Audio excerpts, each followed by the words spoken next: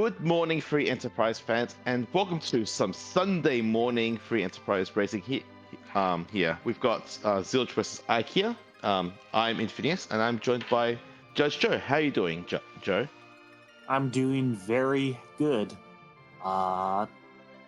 Pretty excited for this race. These runners are both very good, and I'm happy to see what they can do for their last Potion Party seed. Looking at this, we have a Porum hero. Always happy to see a white mage. Not necessarily happy as the anchor, but at least you have a white mage, is what I always say. I totally agree. White mages are so, I think, are so incredibly good in this flag set because the ability to cast Blink, the ability to cast Berserk, the ability to cast Slow. I guess in Porum sets, the ability to cast Exit if we need to duck out of a dungeon quickly. No, Slices, does everything you would want. White mages are basically a cheat code to certain fights where they can just allow you to take on fights that you have no business taking on at your levels. Anywhere from level 22 onward, as long as you have the right gear to manipulate agility. In this case, in regular flag set, the ability to just set an agility anchor does that for you.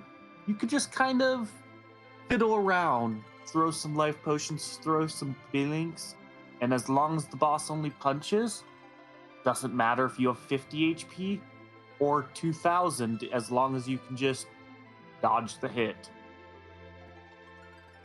And with Blink giving you two abilities to dodge any hits, that can be quite helpful. I guess the other thing to note about the seed is we might not necessarily need a Darkness Crystal. We only have two objectives that require the Moon, the normal two of Cape Bahama and the Masamune altar. But all the others we can do on the blue planet and potentially might not require us having to find the Darkness Crystal at all.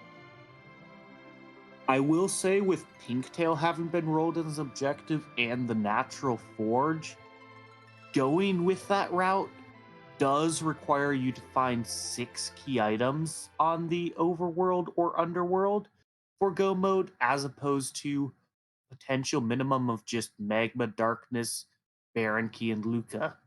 So it takes more key items, but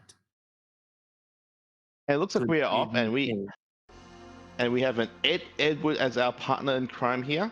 We've got a Samurai armor, which is good for selling, and not much else. How do you feel about this team there, Joe? Depends on the starting gear. If we started with a Dancing Dagger, if we started with a Power Staff, even maybe Archer Mute, I might be willing to go and just check Hobbs right off the bat, see if there's someone who can change the factor early. Edge is kind of the biggest one who will do that. But otherwise, definitely willing to just go and give it a shopping, find some better bows, see who's in Baron, maybe get a Heroine robe. Both of these characters, until you get the spoon, are very much on the just shoot them. And well, you're saying you're with a Power Staff. No, also, we saw Edward with a Dancing Dagger, so we see Zilch just going up Hobbs immediately, finds Golbez there and says, you know what, I'm good. That's a tough choice. Yeah, it really was a tough choice, because Nutella is our third character. Makes it pretty tempting to go for, but that's also a lot of time to do that check. The XP is great. Tella is good early. He has exit that will save you time in certain locations. But Golbez isn't necessarily a gimme. He can go and kind of mess your day up if you're not able to, say, get a hide with Edward off at the start to ensure you have more bodies. So, and again, well, Power Shirt Dancing Dagger is very good, will get you through fights. There are faster routes. if you go and find the right stuff in shops. But that's not guaranteed because, well, these shops, they vary. Yeah. And meanwhile, we had Eykir, in fact, go check Baron initially. Saw that there was a CPU there in the first spot, which, given we have a Dancing Dagger, is pretty free, and also Rydia available as a fourth character that we can see on the screen on the board. We also seen crystal rings for sale in Mist Village, which would be a way to also get through Golbez. We see Edward in the bed at Kaipo, so then we know of no value. Lot to take in. Yeah, Crystal Ring, always great to boost your agility. Actually, one thing that Crystal Ring could get you to, if you can get Porum up to about that 15-16 agility mark, and still ensure Edward is faster, so he goes first, you should be able to then, with the Assassin Dagger, swoon proc the Flame Dog just by holding A with him. Yep, that's a possibility. I guess the other thing you could potentially do is, if you give again the Assassin Dagger and the Crystal Ring, you should be able to then use that to take on Golbez and have Edward survive the fight by knocking out probably Porum at that point. Yeah, Assassin Dagger, Crystal Ring will help his agility. Will be able to use the Dancing Dagger for damage, so thanks to the anti-paralysis, should be fast enough to knock out Porum or get a hide off. That would just give you that extra target in that case, and that'll be a way through. Get you the Tela, get you the Blink Caster, get you the Exit Caster, get you the Warp Caster, even though we know that that's Rydia there. We don't know who's in that second spot. It could be a little tricky. Oh, meanwhile, we have Eykir. Okay, he's going to the public treasury, I guess. Lucy getting more boxes. I was expecting a cheeky play into to get the Flame Dog.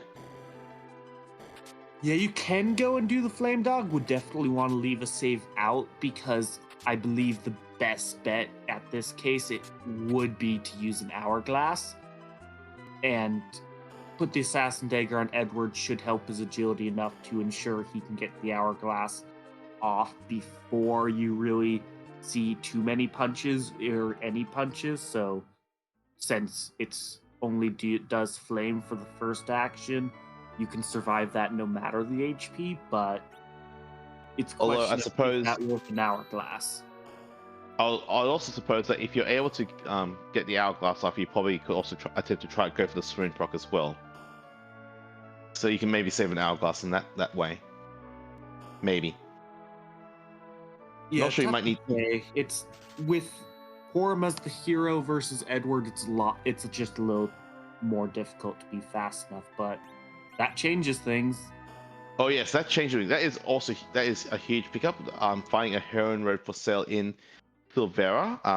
That also not only does that give us the ability to speed up Porum, it also gives us a way to make sure that we have a second character who is not going to be paralyzed against that Golbez, if that is the path we want to take. Yeah, and I know that the Power Staff doesn't look like much. You don't usually see it for too long, but when you have the Power Staff, when you have the Heroine Rope, that's plus 25 strength. Even White Mages with their middling to lower strength stats, that's going to be guaranteed at least 3 multipliers. You're going to start putting out some reasonable damage. I'd expect average 400, 500, even high rolls of 800. And as our tracker Maggie Katz pointed out, we also know that there are samurai arrows for sale as well. So all we need to find is a bow of any sort, and this Porum is online and ready to go. But I will say we have checked the majority of the overworld, and that is kind of the one thing we've been missing is I don't think I've seen a bow anywhere. Agreed. I don't think I've seen one. one either. Like, and we'll take, apart from I know, the poorly named great bow and the crossbow. I can't think of any bow. I think we'll probably even take a short bow at this point. Short bow is the worst bow of them all, but archer bow would be one that you might accept. Yeah, archer bow is probably the minimum. Life staff has the higher offense just by number, but because the power staff gives you that extra 10 strength, you'll typically see just a smidge more damage, I think, on average with power staff versus life staff. It's possible that the Harrow and Rope really does mitigate that, but yeah, it looks like Eykir has done all the shopping he would like to do and is going to climb all the others. But we see whether he opts into this Golbez. And it looks like we are. Characters are important.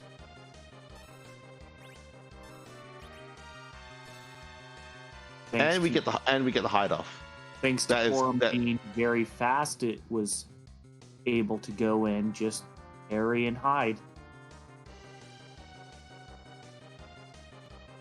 Yeah, so Tell is the only one that gets paralyzed here.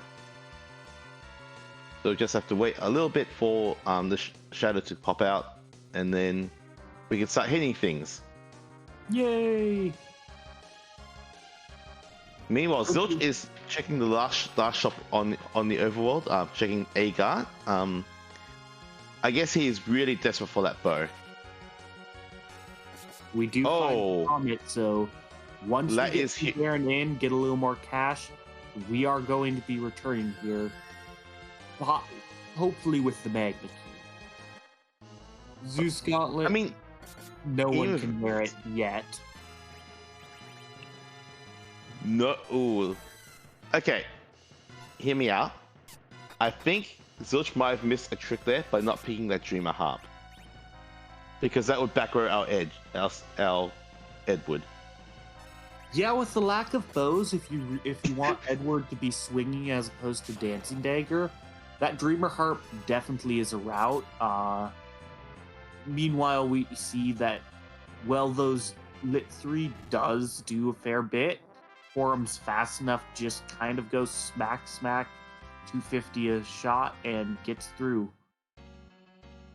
And with that, Eykir has our third character. Yeah. Meanwhile, we have Zilch diving at Lion Cave. I mean, should probably be able to get through this pretty easily. It's only 1,000 hit points, unless it's... And with our Heron Robe, we should be able to get through as trivially. And we see just under 70,000 on the back pod. It's a very nice find if you're looking for more cash. All right, so just Optimum, this is pretty free. Looks like we still have Assassin Dagger on Edward, which means that Porum doesn't have the Heroine Robe yet, so as you can see, only 90 damage without that with Power Staff. Still good, will get you through early, as I said, but Heroine Robe adds a lot to it.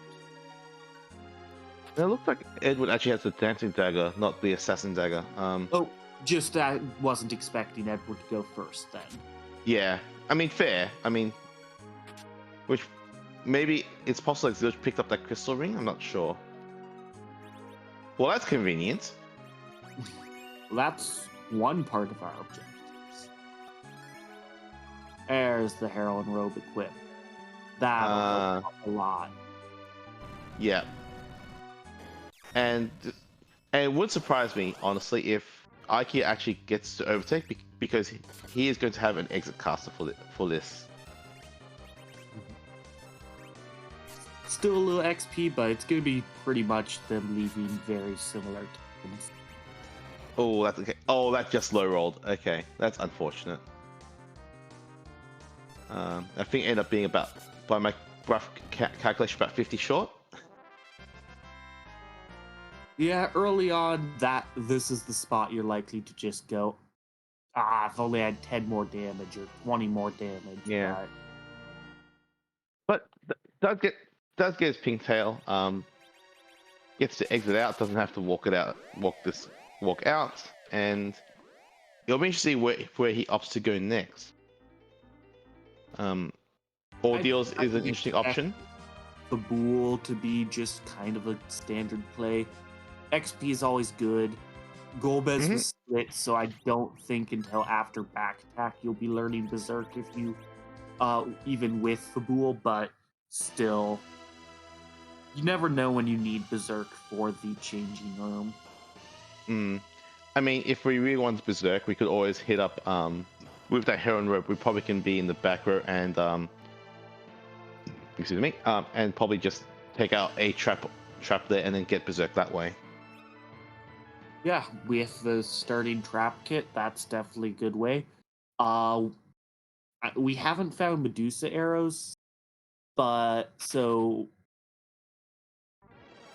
it's going to be tough with to be able to get Edward faster than Porum is the issue. So we have the fast Porum, but if you want the easy swoon proc, it's going to be tricky without a Medusa arrow and a bow to go for that on the Flame Dog. Oh, this is probably where I suggest probably using an hourglass if you're going to do that. But hey, we found our magma key. It was the through defending for balls. So this really opens up. This really opens things up for us because now we are surprisingly a few key arms away from Goma at this point. If we find an darkness crystal in someplace that's easy. Yep. Darkness Hook and then either Baron or Luca or both parts of Forge.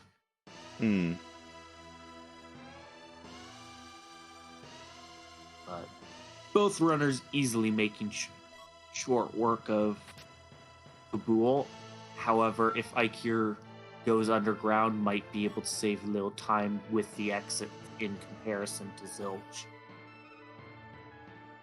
And the fact that the Eykir has the extra party member might also dictate some other choices. Like, it's possible that Eykir might opt into, despite getting the Magma Key, might have just opt into climbing ordeals or go do Baron in just to get the Rudia, so we can then get a Warp Caster up and running sooner. Yeah, with Tella, if you get that Ordeal spells, it's not guaranteed, but Tella's Stone is one of the best and, for this party, fastest methods outside of Bahamut to clearing those trap chests in Eblan. Although, would definitely want Rydia to get the levels just because more MP equals more Bahamut, but with those I guess rings, we're tanky. We're not dying anytime soon, most likely. I mean, the big thing for Eykir, from Eykir's perspective, he doesn't know that and there's a bow. That's a bow. But he doesn't know that there's Bahamut for sale in the overworld. He has not gone to Eykir at this point in time. True. That's important. Looks like we're stopping by Mist, so could be just checking this shop before going Agar and underground, or it could be a pathing to ordeals. I feel like I could have sworn I'd seen this shop before, but maybe there's something might have to ask about. Oh no, it's only Zilch that's been here because he picked up those black belts, which are a very efficient pickup if nothing else. Jobdorf is a cardiologist, so Zilch doing the right thing by his team member Rex Raoul. And so far outside of the set, we haven't seen the big Artie as yet. Always want to get those. It's just such a damage increase. The dragon effect of this Artie arrows are very, very good. And with this party only having archers until you get the spoon, what whatever bows, whatever arrows you can get, it matters. Yep, totally agree. And the other big thing about fighting our bows, now we can actually back row our party. We were really lacking a way to do that up until this point. Looks like we're going to find the warrior's location and get this more money. I don't think we take it. You can get the hourglass, you will be able to kill it, but without Berserk, it's going to take a bit more time than I think you want to invest. Although I will say 20,000 XP is good. Yep. It's kind of interesting how I don't know, my natural inclination of how I would back this is really different to how both our runners are going here. Because I don't know, my gut feel was I want to get Berserk before I hit underground anyway. I mean, if you're never going to fight anything underground, if that's the deal, Berserk then, Berserk versus Berserk later, neither really matters in the long run. But if you want to be able to take any of these underground fights, get that XP before heading back up, Berserk is a game changer. And we do see a second source of bow, a little bit cheaper, but very much the difference in the arty bow is in the 10 agility, and the attack power is important. And we're about to find out who we have to deal with in this fame match, and oh hey, that's one of those is free-ish if we had Berserk. The other one of those is decidedly less free-ish. Yes, I'd say not free. With mute arrows, if it's the elements, you might be able to barely scrape by and push through, but not at these levels, and get to the Kenazo phase. However, if it's Ruby, you want Rydia, you want Tella spelled. Both of those. Tella with Ice 3s, if you can get the timing, will help a lot. Rydia with Bahamut will help a lot. We also need Blink. We need Blink. We need Blink to be able to survive the punches from Ruby. You also need a whole bunch of life potions, because we're going to need to be able to, because none of our party can survive that glare. At this, like, we might need about 70 levels to survive that glare with this party. I will say Tella helps with that. Fire 1 is an AoE life potion against Ruby. But Rydia doesn't learn Fire 1. Because normally to get Fire 1, you have to go through the Hobbs cutscene. But Fire 1 is such a low-level spell, no one really tends to use it in most cases. So we decided to go and randomly give a summon instead of Fire 1. But that means Rydia will, in these seeds, never learn Fire 1. The one time where we want the one situation where we actually want the vanilla spell, not. Although this also prerequisites us actually having Iridia, so. Which, I mean, we know she's in the seed at least, so. But yeah, zilch is going to tell us what our freebie Sheila 1 gives us, and it's a useless sword. I will say that almost trades 1-to-1 for a Bahamut orb. Yep, almost. Just a little 20,000 extra after that. I mean, you're not sad to see extra money, put it that way.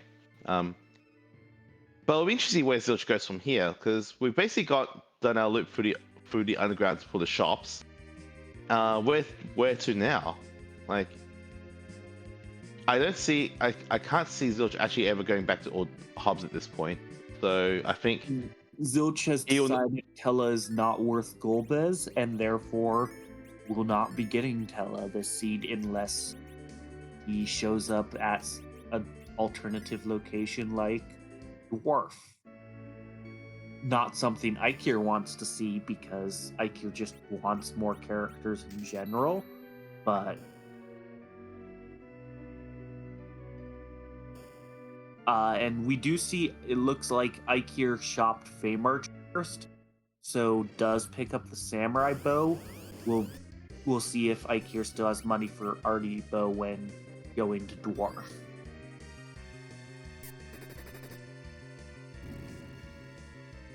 And it's funny seeing specifically King Queen Evelyn there.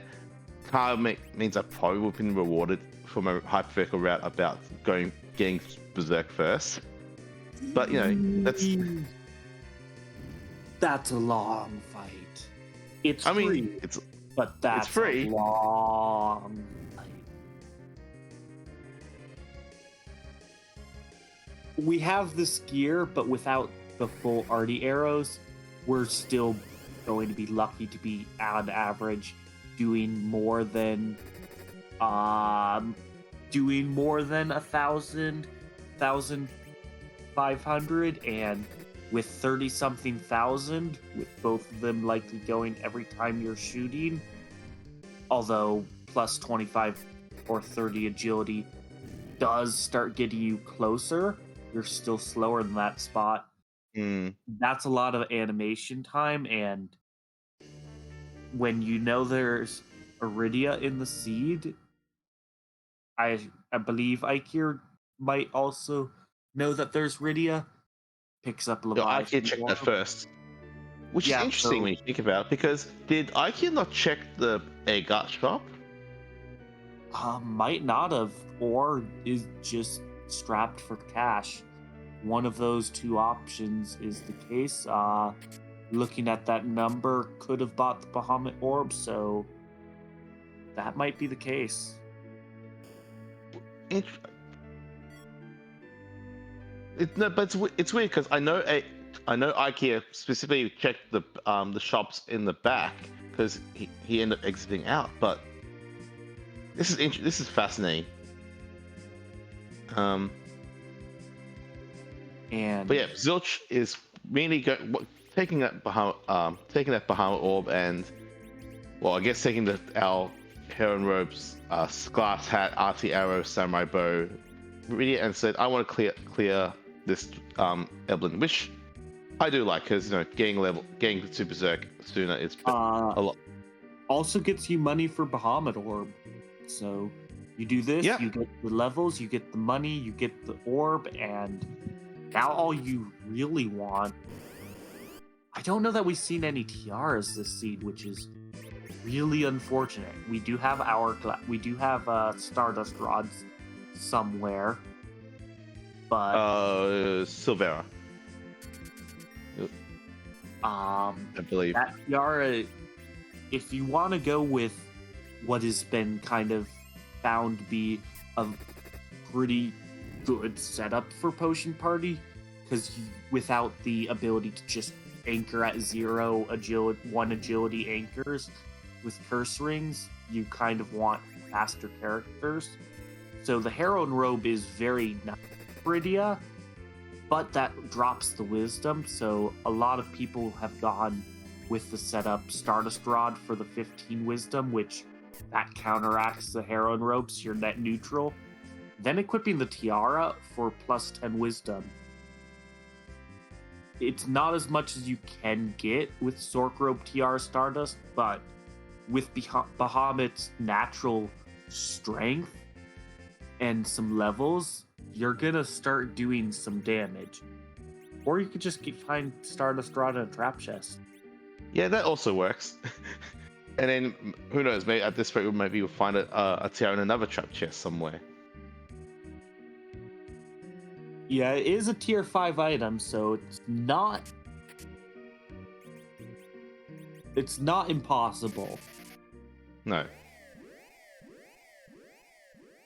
But Eykir is making the play to go up all deals, which I think is a given that he ended up taking that opting into this teller. Yeah, Tella knows Blink very good. You saw that Ruby. That's one is just reason enough for me to go and try and get Tella's spells.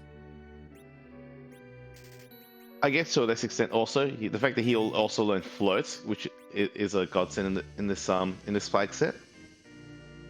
Yeah. If we need to do Sylph.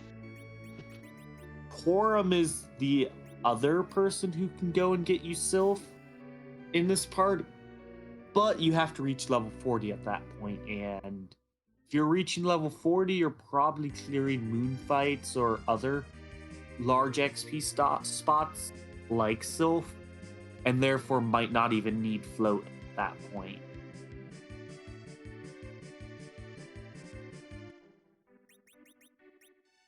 Okay, so this round now actually is fascinating to me now from Zilch, because we've now, after we cleared one chest in Eblan, got the Stardust Rod, and now we are, looks like we're going to attempt the Famous chest. I think we're doing the Warriors, and we might, if that gets us to 120 MP, we might be seeing a King Queen Eblan fight just for even more XP. King and Queen of Eblan, because 2 Bahamut's, you're never going to have Rydia die. You can just go full blast with any wisdom gear you have. That should be doing that should be at least 12,000 to each, and that's at least that's 2/3 of the fight there.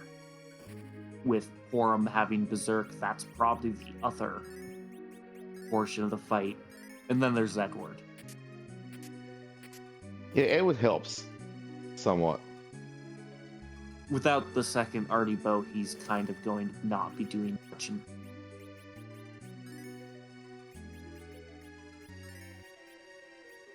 And we see someone we're happy to see gone. Yep, totally agree. You do not evil in at the back attack, not the greatest. Yeah. We need to be. There's gonna be a wipe. The hours didn't go off. Hourglass went off, but they. Okay. The more I learned, I thought that they punches if queued and didn't have a target would stay queued. Edward. I mean, Edward's doing his best. He did his job. He got us through the fight. He hid. Yeah. The rest, he resurrected Rydia. Rydia kills them all, and we're through. Porum gets XP still. Thanks to the fact that with the hourglass going off, I mean, you don't hate to see that, honestly. Getting a moon veil means we get to cheat one of the moon fights if that's what comes down to. If that's elements, that's another that also would make the moon fight or the elements fight free. Maybe more free with Atella. Fire 3 isn't. Yes, Tella's not the best, but if you get that moon veil off Tella, then he can just cast 2-3 Fire 3s or Cure 4s if you end up with Life Staff, White Shirt route potentially, and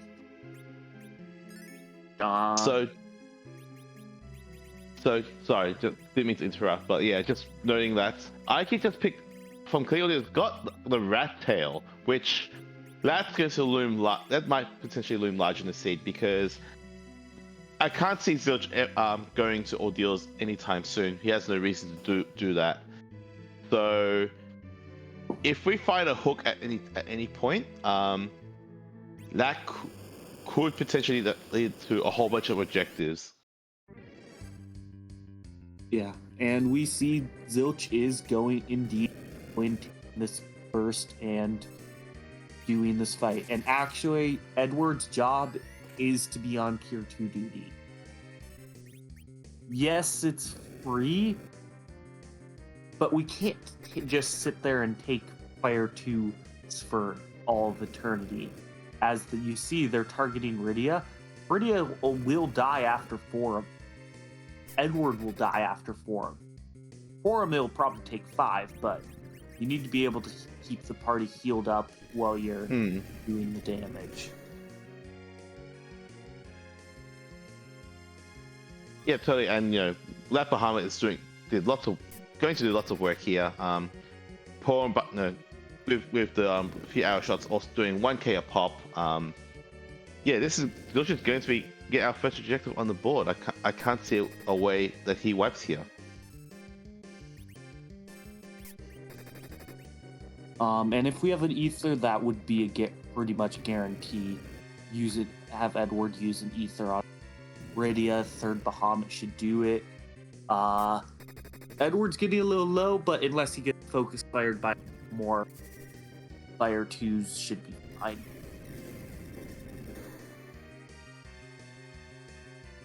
Oh, that low rolled. Oh, that might now be problematic. But I guess we can also just, if we need to, we can also have really use the Stardust Rod. So there's ways to pump for a bit more damage. About 10% of the Bahamut's damage, but damage is damage. I mean, we just need to do. I don't think we need to do too much more. If we got 12,000 off, both of them they have about 18,000, so about 3 Bahamut's worth. So depending on how Porum's targeting has been, we should start seeing dead ones now. But meanwhile, we have Eykir making the play. We are trying to find the Flame Dog chest. Woo! I'm always, when I'm running a potion party, seed Flame Dog chest, but that's me. But yeah, but zilch6 is going to get our first share on the board and is rewarded with a white spear, which, money. Big, yep, or that if. I will say, you're disappointed that you had to go that second chest. It's probably an extra 30 seconds of walking, and depending on where the chest is, up to like another 30 seconds. But as long as it's value, that's important. And if it's not value, well, you have exit. If you felt the money was worth it, you have reset, is what I meant. Coffin does not pay off in this case.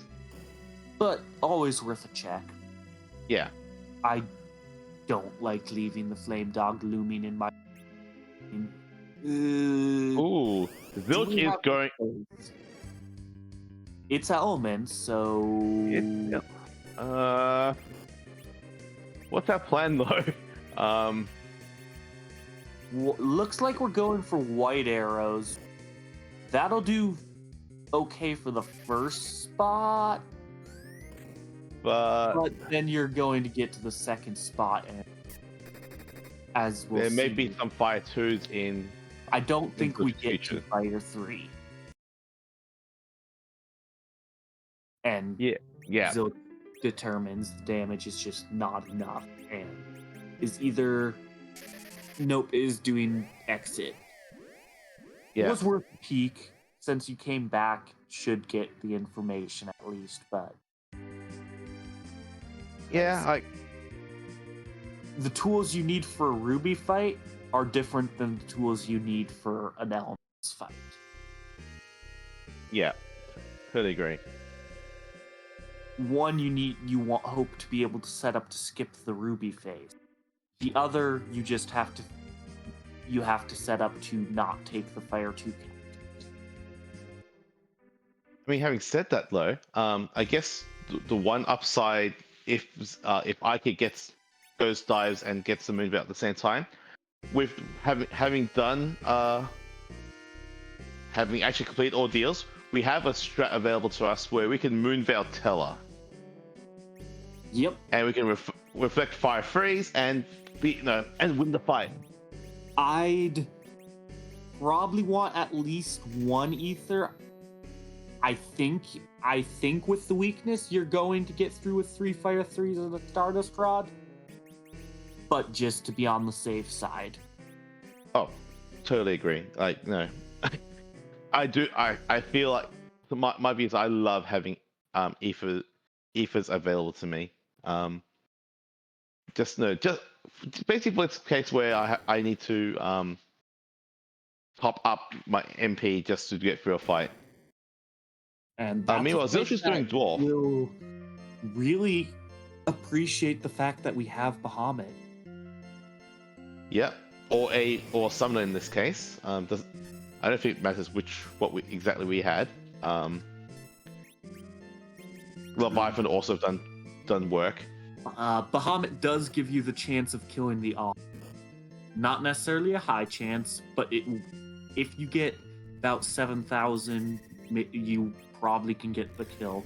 Or add a quorum shot to maybe get there if you think it'll kill, but I don't think so. I thought it would have actually gotten the kill there, but you know.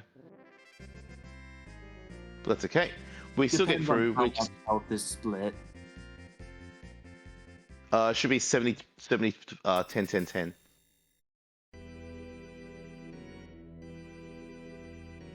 I believe is how that split works out. Odin is probably something you're happy to see out of the pool, but Rydia is not who Zilch or Eykir was necessarily hoping to see.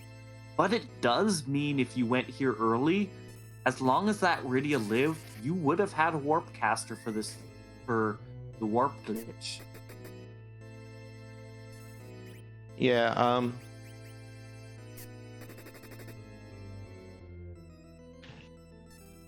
yeah, I mean, I guess the trick is, I think it'll be a challenge to actually have Rita get to cast lit too, because I don't think she'll need the MP levels to get the MP to do it.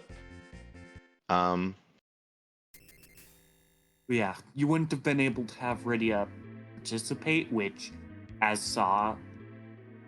Lit 2 is very good, but would have had a warp caster potentially without any other options. But both runners have warp caster, both runners have. Now we get to watch a hand. Why do people not stop the hand? It's like everyone knows it's going to go grab that crystal, but no one stops it. I mean, it's kind of shocking. I don't know if I'd be comfortable just staring at this hand as it moves towards this crystal, and I don't know, I'd be kind of creeped out. Plus, where does that hand go? Like, it just grabs the crystal and poof, it's gone. Magic. Meanwhile, things have kind of gone off the gone kind of awkwardly for Eykir. But I think now we've used the hourglass now, so we should be okay. Yeah, looks like We've made those mad ogres even better. We were going for stone casts and just didn't get it off, so yeah. And now I think the first time Teller died, the second one missed. Yep. It's just the mad ogres and Teller. Ooh.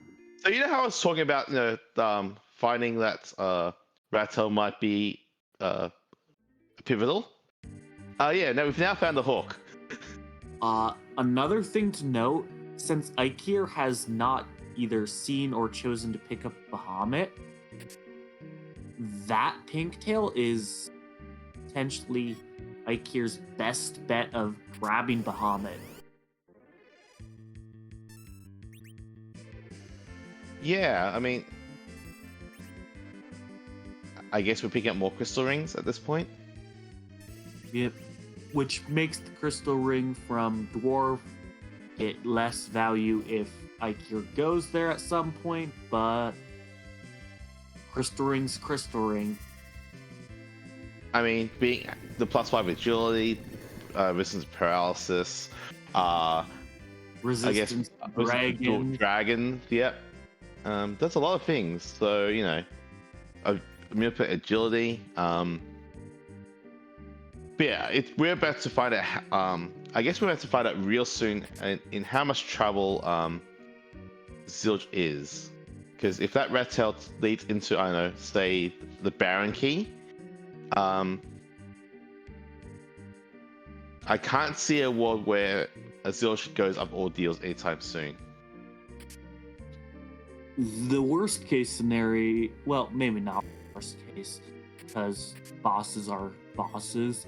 I was gonna say worst case might be if darkness is from the rat tail, but even if it's not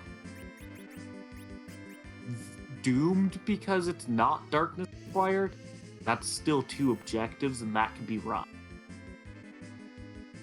Uh-oh. Uh-oh. I'm sorry, Zilch. I gotta go. Oh. But yes, if this also leads into... Ooh, an Avenger. Ooh. If there's a Kanan Baron. But Oh, heck, if there's a... Yeah. Or it could be on the hook route. There could be a Cecil on the hook route too, and that means we can have Crystal Sword Avenger Cecil going. That would also mean Zilch might head to Ordeals. True, and that would be a potential bailout for Eykir. But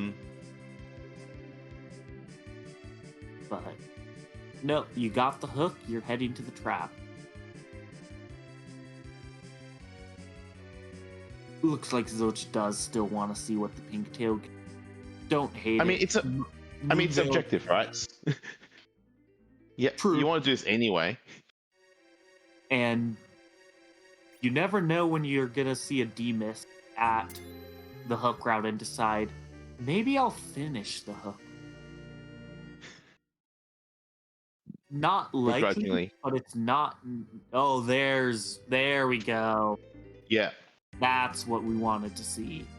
I also might take an Elven Bow. Well, we've seen Meg Sisters, but might take an Elven Bow for the Ashura fight. Yeah, that's also potential there, and but I guess we also picked up a Mute Dagger for that eventuality if necessary.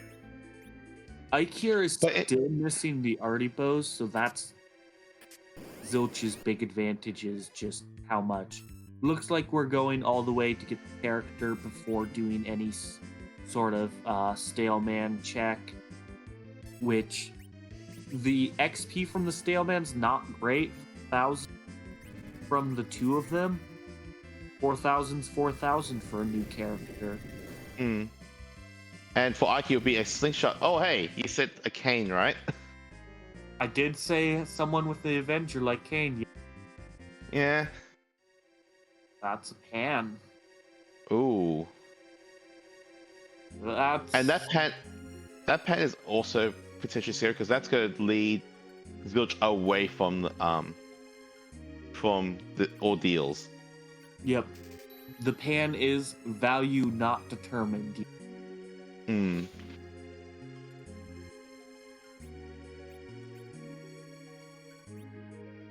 Because from Eykir's perspective, what we know, as knowing that Eykir is only a Darkness Crystal away from Go mode.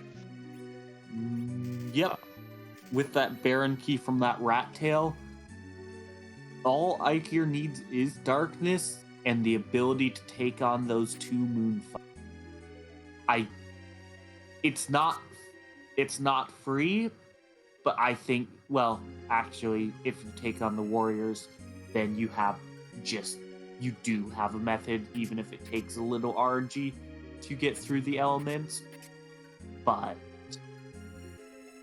I mean, Eykir also end up picking up the a bunch of ethers, so if he has the Moonveil, he has a way through anyway with Tella Moonveil strats.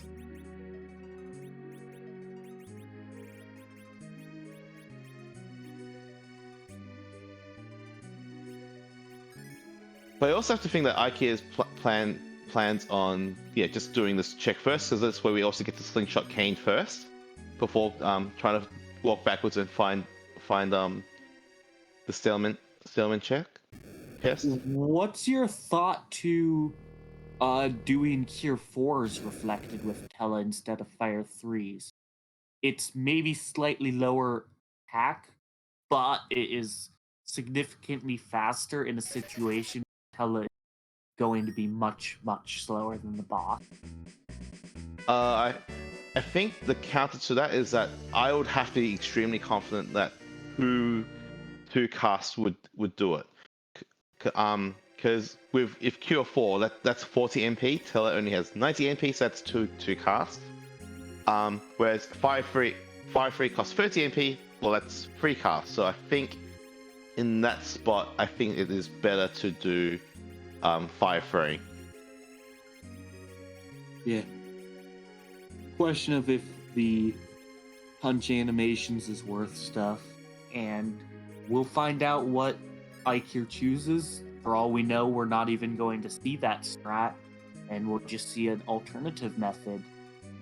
We have a rune. If we do dwarf, we have a rune axe. That could be useful. Just go rune axe into Avenger. That will get you through the Ruby phase, which that's the big scary one. The Ruby phase is the phase that will obliterate almost any party that's not prepared to get through it fast. Yeah. So Aki have just picked the twin half on this matter chest. So now things have gone interestingly because Aki is going to have a lot of options available to him now. With Barrett, he's going to pick up as he walks out, he's going to pick up the pan. But he also has the Baron key that's hanging. I don't know. I think in this, what would you do in this spot then as IKEA? Well, obviously, I would always go and do Baron. Yes, the basement's not necessarily value, but it is an objective in general. Or, well, the basement's an objective. So, almost anyone, when they're doing the basement, would just finish up another character check, although I am pretty happy with this party. But it's another character check, it's another chance at go mode. So, I would do the Baron Castle and just get prepared to see who's at the basement. Can I take it now? Can I take it later? Or do I have to come back later? Yeah, I'm inclined to agree. I think my priority in this as IKEA would be Baron first. After I would probably chase up the pan checks, and that also then sets me up beautifully into doing twin half after that, as I'll be like mostly dead from walking on lava. Now on Zilch's case, something that I think would be able to work out, if you go and equip the Heroine robe to Rydia, she should be fast enough, I believe, or you might need to and then just maybe only have one crystal ring on Rydia and none on Porum to ensure Rydia's going first. With the Stardust Rod and Bahamut's power, you could probably start doing Bahamut on the trap chests. Wouldn't necessarily hate seeing some of those.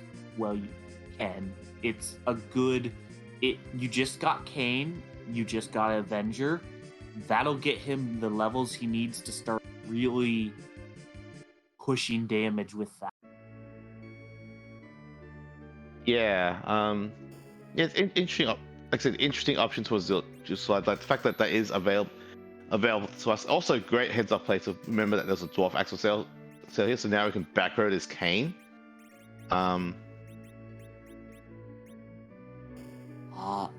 I see that Rune Axe left equipped, and I wonder if Zilch is thinking about the fight.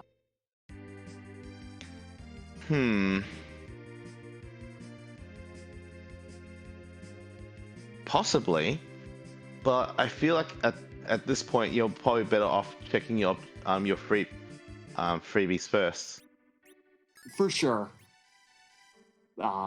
And in lower HP spots, most of the damage is just going to be done by it, so not necessarily going to care much about what Kane's doing for it. Yep, and it looks like we're at least going to be peeking at some of these chests in consideration of taking.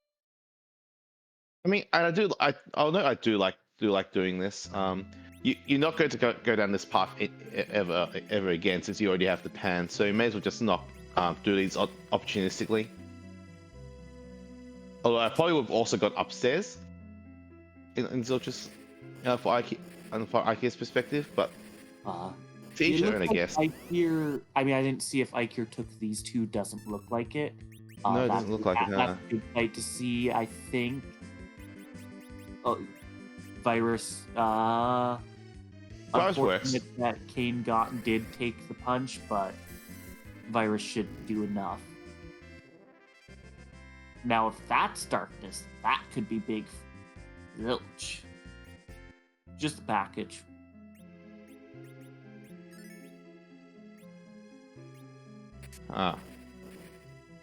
Okay, Eykir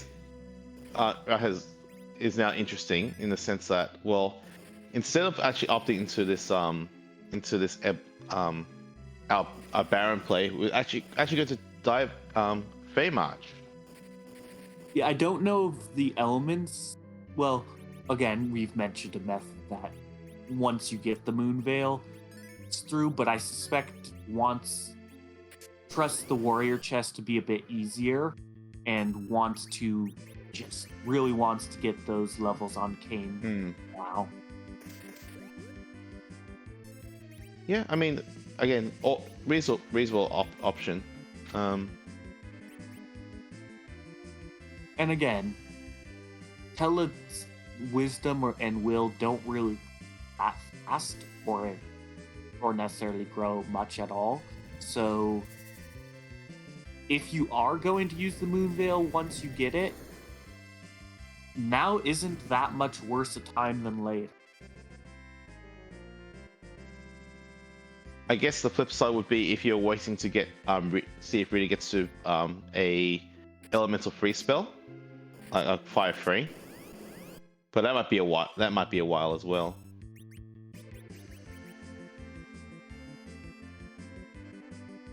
And again, might just be thinking about Kane's levels. We saw Zilch once getting Rydia levels did this into King Queen Eblan. It's not the most efficient routing, but it is routing that will need to be done eventually with that King Queen Eblan.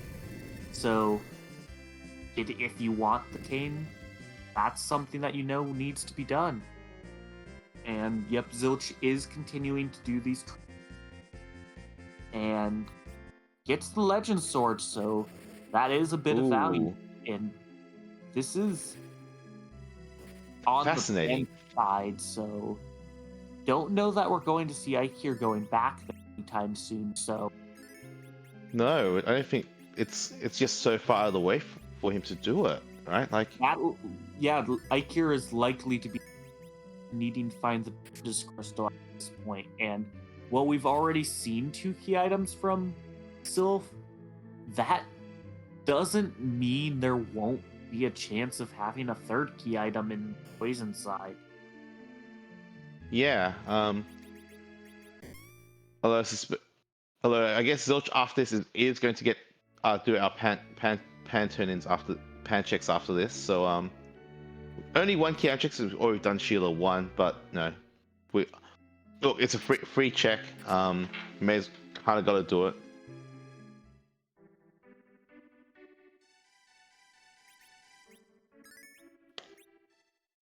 Yep, looks like we're setting up a reset, so is definitely thinking about either tower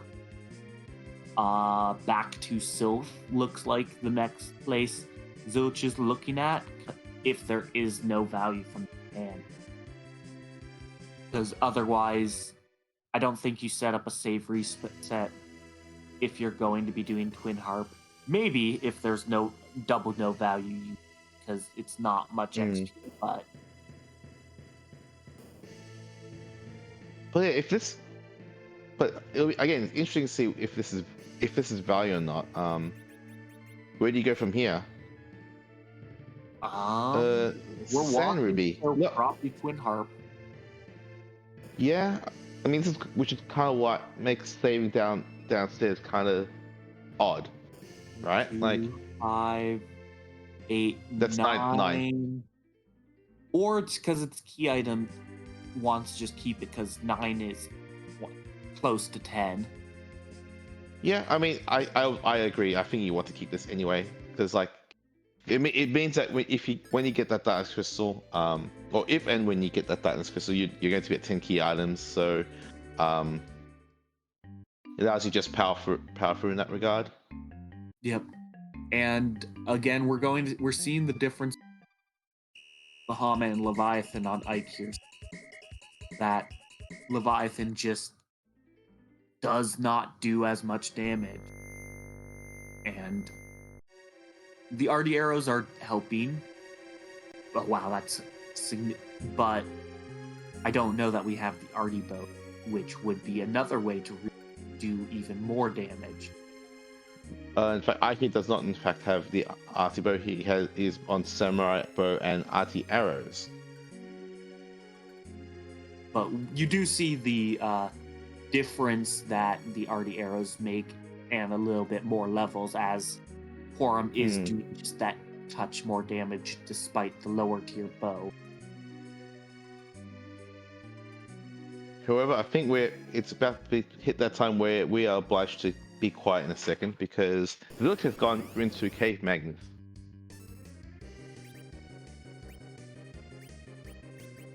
Just I need to always wait. love the music. What game series are you hoping for? Not Xenogears because there's too many songs in the pool. All right. 1 HP. Hear me out, not Xenogears, Xenoblade. Close enough.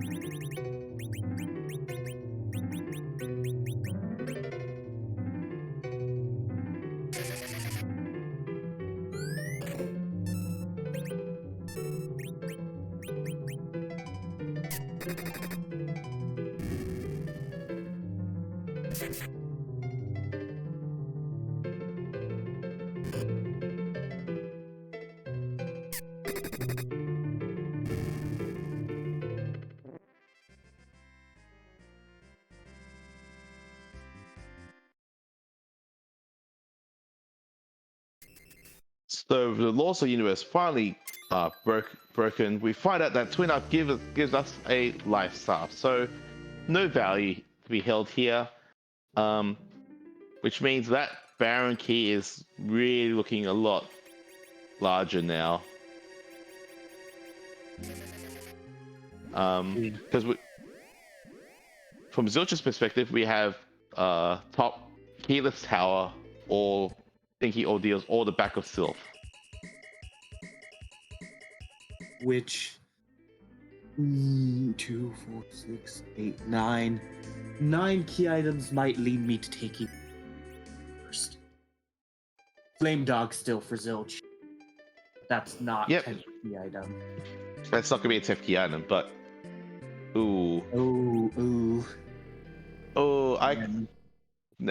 this is a wipe. Glare bypasses this, and yeah, that is a reset. It does look like either we have a little bit of that glare isn't as strong as Ruby glare. I mean, fair, but you still don't want to see it. Nope. No. Not unless you have a curse ring and dragoon gear.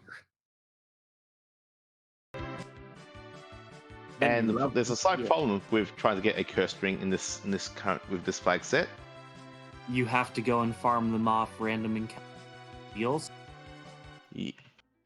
Now, it could be Hobbs as well. That's what I meant, but... oh wait, I guess I meant ordeals. Yeah, Hobbs. I mean, both work. Also, you I've could seen try to it get. happen in a race during a gauntlet. Yeah, Just it's not one of. this tournament.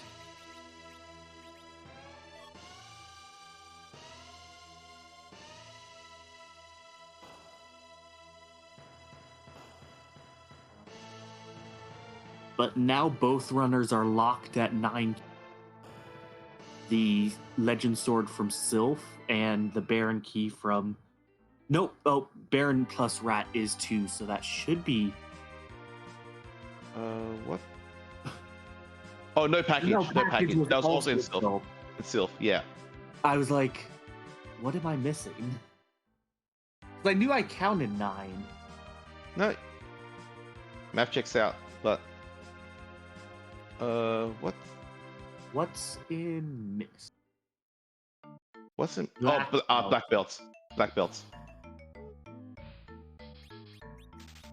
Oh, I missed the strength ring. Oh my... Oh, Zeus gauntlets are in Agart, so that's a little bit better. Oh. Yeah. And I guess we're putting the samurai armor, so we're going for defense. But more importantly, Zilch is climbing ordeals. He's looked at his options and said, I'm going to gamble. I'm going to make this play. Turns out he's going to be on the right path eventually, because this is where the Rat Tail is. Rat Tail is the Baron Key, and yeah, Eykir is only just diving Baron right now.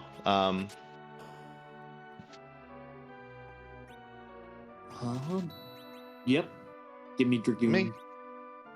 Yeah, there we go. There we go. Yep. Just giving just all those better stats to our mages. I guess now we give Taylor gets a glass hat. Consider Heron Robe, or if you just, or you can stick with Black Belt or Sork Robe, whatever, if you really just wanna hit those large numbers. With the fact that we're doing Leviathan and not Bahamut, definitely can't really afford the Heron Robe. No. But this is kind of the unfortunate thing, as I think we started. I can't want to say 15 minutes ago. Like,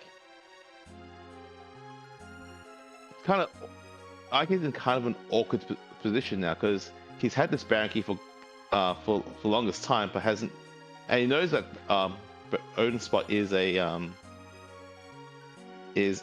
objective, but we're only just doing this check now.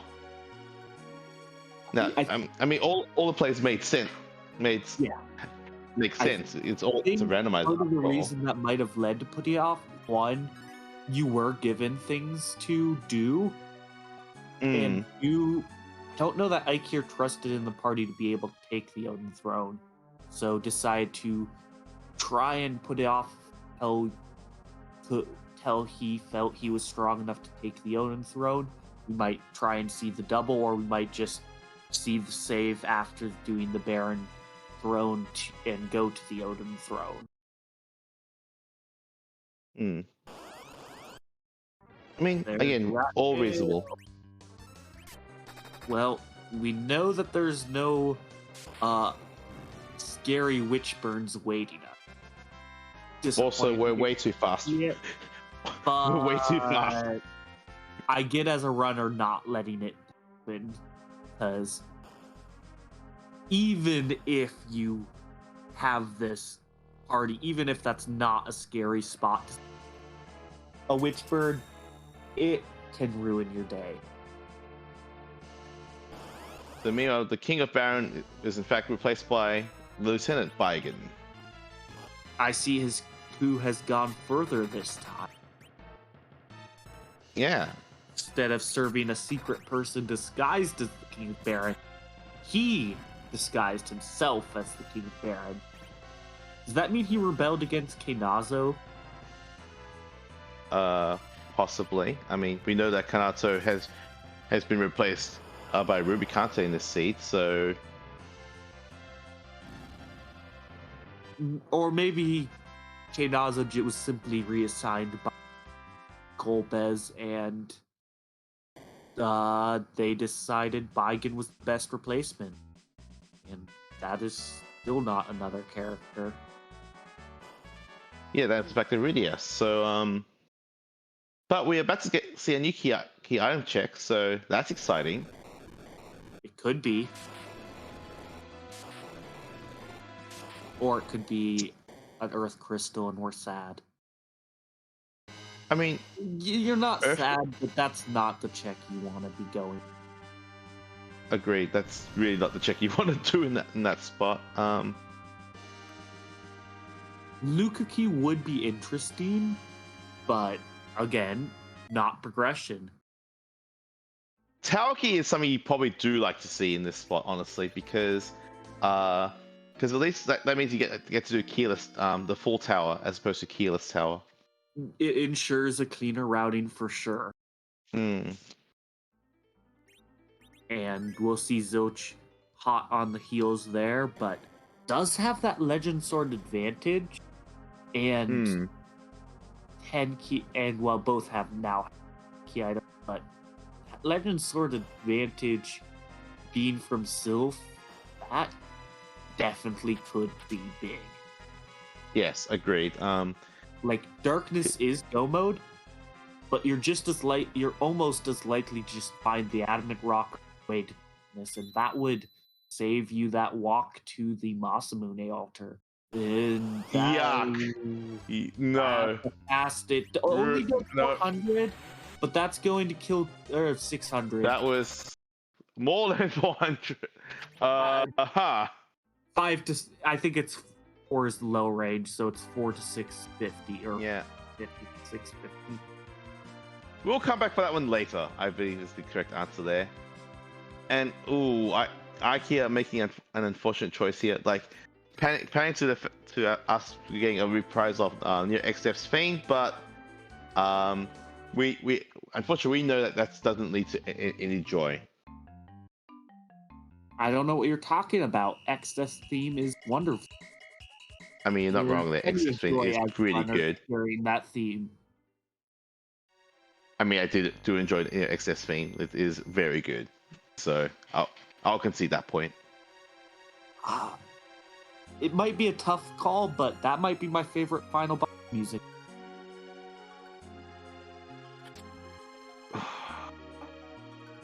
Ooh, close. I think I like Dancing Mad more. Good choice. But I will say that Near XS has grown on me a lot after doing a whole bunch of 4-job fiestas. Well, actually, with that tower key, I don't think it's much of a question where Zilch will go. I was gonna say, where do you think Zilch will go? But he does kind of solve it when you only have 2 options. Well, 2.5 options really. There's the comic option of Themis at the hook on the hook in the King Queen spot, or in the package. Or the package, yeah. Which means you had to do a Swift Trap chest for package for a Demist for a Darkness Crystal for Adamant. I mean, if that is what we have to do for our go mode, yeah, I'll lose that every day, all the time, I guess.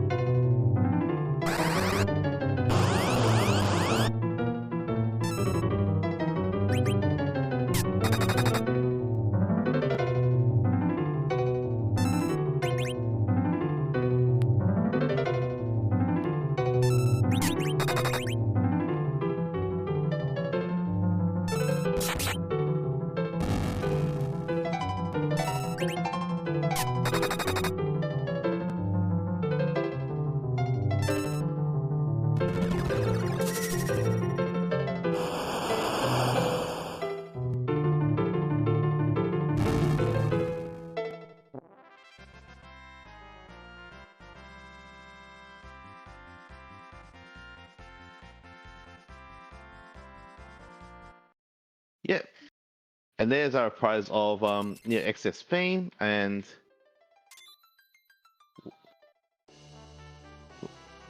about to get the life stuff, and it's about to be kind of disappointed with that outcome, but it'll be interesting to see where Eykir goes from here. I I will say we saw Zilch take on the DKC. We got one tier 3 off, but it didn't heal 600 was the issue. I think if we go and get a bit more levels to where we don't quite need to heal the full 600 and equip the life staff, swap it from Artie Bow to life staff, keep it for the agility baby, but swap it. It doesn't have that much health when you look at it. Yeah, I mean, if we're able to get 2 Bahamut's off, Kane swinging, you'll be through. Yeah. So you just need to tank probably 3 or 4 dark waves with healing. Oh, that's true. Eykir had not done. I forgot. Eykir hasn't done Dwarf Castle yet. Ooh. So he's going to lose a bit more time chasing this up. Whereas Zilch, on first glance, is treading new ground. Yeah. This I think is the last piece outside of the chest Eykir to do that Zilch has done. Thanks honestly to that Baron key play, or that Zilch choosing ordeals, he is definitely pulled from being, we aren't certain, but he might be slightly behind. He is pulled to for sure ahead. Yeah, totally agreed, and totally agree. Like the fact that I think we're Zilch is on chest 2 at the moment, I believe. So, oh, that's unfortunate. By like 80. Yeah. I think it's 1450. Yeah, I think to answer your question, Fari, I think Eykir has gone on a gamble of not checking as intentionally fading certain shops. Like the fact that he hasn't actually shopped in the Agar item shop, but actually shopped the Agar weapon shop. I think it's a gamble that he's opted into, but it might also be something we ask in the interview after this.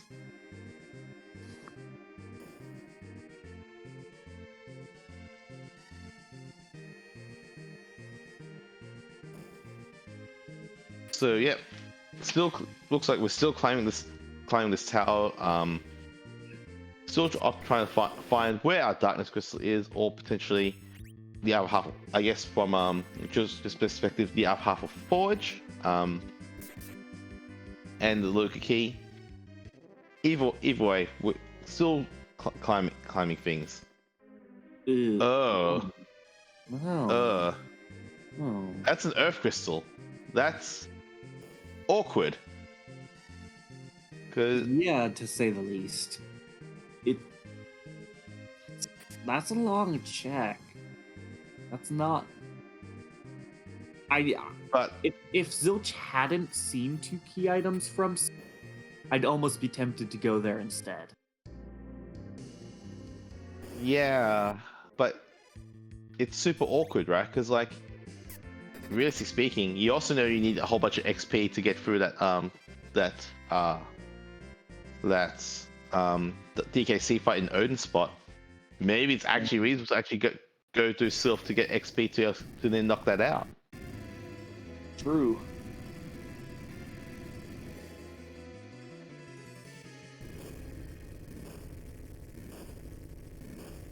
And actually, yeah, as we can see, Boone is the last that doesn't help the runners at this point. True. We're running out of stuff that can show up. Darkness does have to be in the seed side. Again, it could be demissed at Pidge, but... Ooh, okay. Eykir is opting to make the Sylph play. Depending on which side, we'll be able to get that legend sword.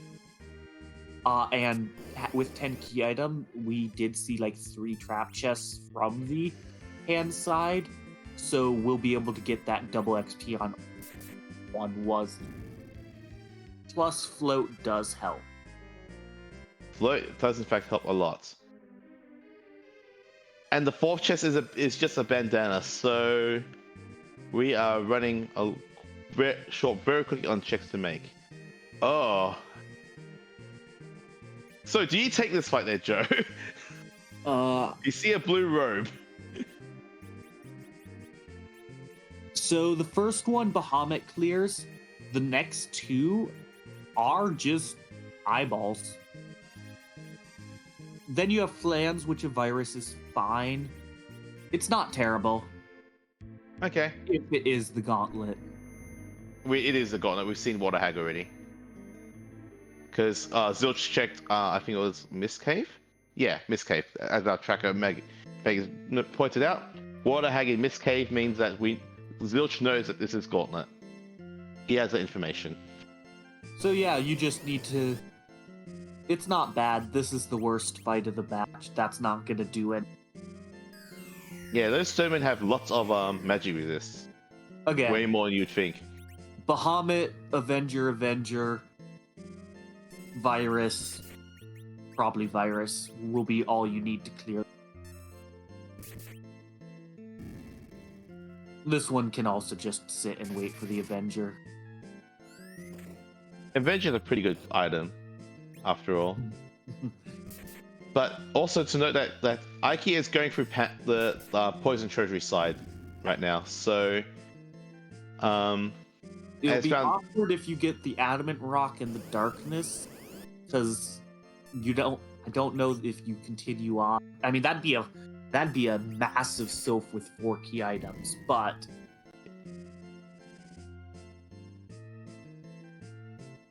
it would be agreed. That's hard to see that you can have that many normally, but it's a randomizer. Sometimes these things happen. I've definitely had K-main moon seeds where Moon had 6 key items. It happens. I've had K-main moon seeds with the moon having 0 key items. Actually, interesting enough, that the gold apple there, actually a good pickup, a good thing to have picked up, because that gives you more hit points.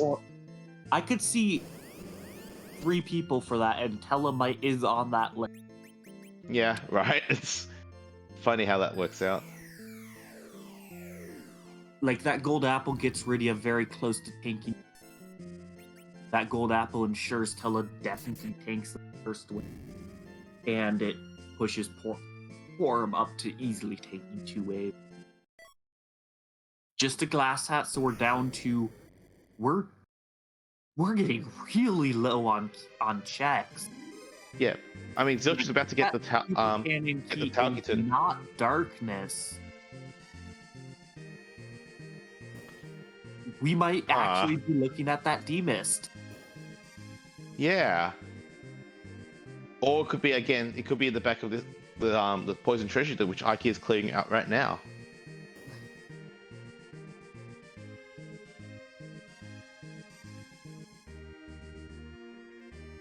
It's just a white shirt, so very nice, but just a white shirt. I think it's the last chest that we don't know, we haven't seen eyes on. I think. Oh no, we have Zot. We have Zot. Oh, Zot. Zilch has Zot. Boring. I know, right? Who wants to do Zot in this day and age? Good question. There's certainly not Eykir, because that is go mode for Eykir. Back of Sylph, and that's the Luca key from the tower key. Oh. So what Eykir really wants is for the Adamant Rock to be on the moon. Agreed. If the Adamant Rock is from Zot... Oh, wait, we're just going and getting the Darkness Crystal. Never mind. But Eykir has suddenly taken a massive lead. Oh, not massive, I'd say, but like a significant lead. Because Zilch still has four. I think it's 4 chests he has to clean out to get there. 4 chests, but it's the 2 moon fights. Feymarch. Zilch might just fade the element. Oh. Yep, that's reasonable. He has the seal. Luke. It might actually just end in sealed in that case, because that's going to be an easier fight compared to having all the other options. But if you're doing the 2 things on the moon, you should be able to get the hit points to be able to get through DKC. The other, I think we have the hit points, just the Sylph. But the other thing is, we're going to be down to 3 key item checks after Sylph. How willing are you to just say it's not Zot and just go do hair dryers into Last Arm and Forge? I don't think that saves you. I'm not convinced that saves you time. Hair dryer certainly does if it pays out. But yeah, I mean, for Zilch's perspective, that's an interesting choice. But Eykir, it's a non-starter. He doesn't even have either half of Forge. Yeah, Eykir has the entire tower. He has Forge. There's so many places that it. Oh, ooh, okay. Now there's a Cecil, so we know we have Crystal Sword. I guess we might. It's better than Edward at this point, although there's the spoon in one of them. So I expect that we're going to get the spoon now that we've yeeted it, and not the adamant rock. I mean, we have a Crystal Sword. We could probably give him a white shirt, like a glass hat, yeah, white shirt, or a black belt, I guess. And We have the samurai armor on Kane, so we have X belt. Also, I think one was on Edward and just swap.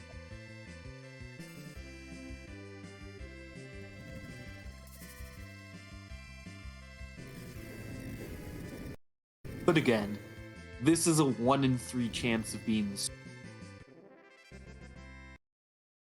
No, 1-4, because we still have a demist. What do you do if you see demist?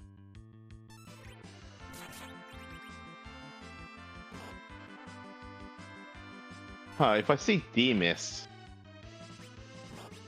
honestly, I think if it's Zilch, you have to check it. If I'm Eykir, I just don't care. It can't be anything helpful here.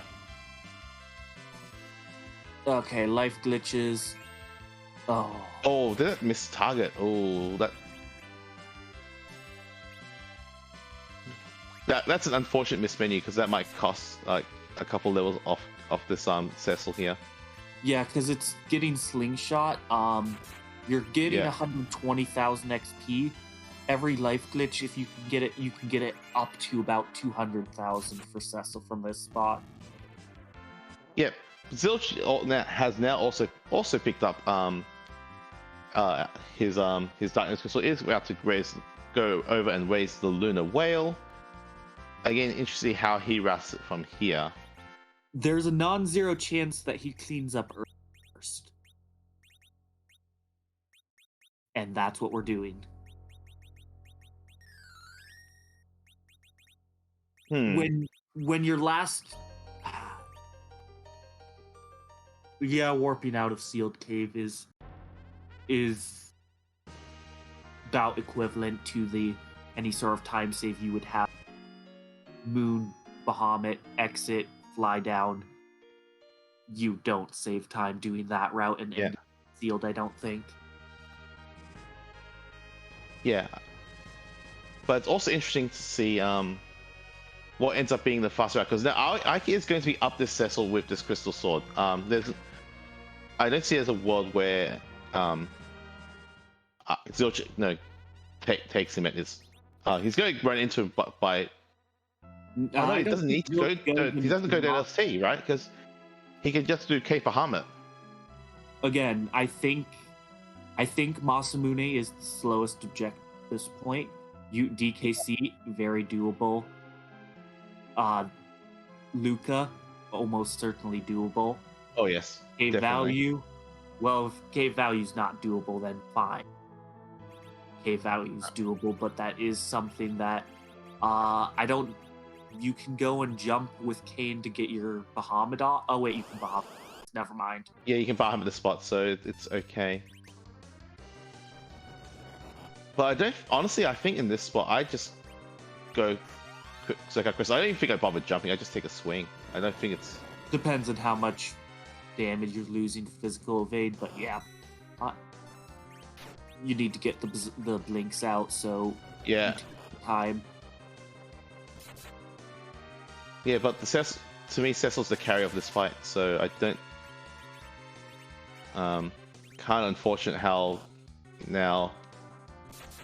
Yeah, because if Cecil goes down, this gets a lot trickier, which is why I didn't like the jump in the first place. We're in phase 2. We have anti-mage here. It's done. Yeah. Yep. Yep. And I guess interestingly for Zilch is that means that because he didn't need to use the Moon Veil for that fight, he can use the Moon fight for against his Valvalis, and we could just probably get by with jumping potentially. The issue would be the is it faster to spend the time using a Moon Veil when you have two people whose only job is, well, actually Cora might be also set to angry mode, especially on Zilch's side, but whose only job would be to cast Blink, and then you have Rydia who could just, instead of Moon Veiling, be casting Bahamut and trust that a Blink will come her way instead. Yeah. Kane is going to be stuck with an Avenger, so he can't use going to go and do Dragoon Spear swap strats. But no, Eykir is now through. Eykir is through.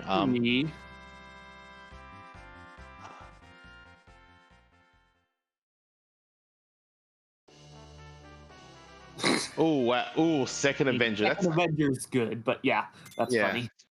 Oh, that's why we had Kane to jump, is we wanted Avenger for the set. Okay, but still, now you have Avenger Kane just sitting there. Yeah. Looks like we unequipped the Herald Robe, so we're going slightly slower anchor strats. Which, yeah, I mean, that's reasonable. Ensures your Cecil and Kane are swinging more. Cool. Yep. These spots aren't that fast, so you're definitely at least at parity, if not faster, with the Herald Robe, and your other characters are pretty fast. Yeah, I'm just trying to think. What would be rude here? I mean, we really can't figure anything. Not that. Not that, no. Like we have Bahamut, so, and we can jump if necessary. Oh, so. I see why we did so much. We had Ice plus Mage. That's times 8 effectiveness against the element. That was death.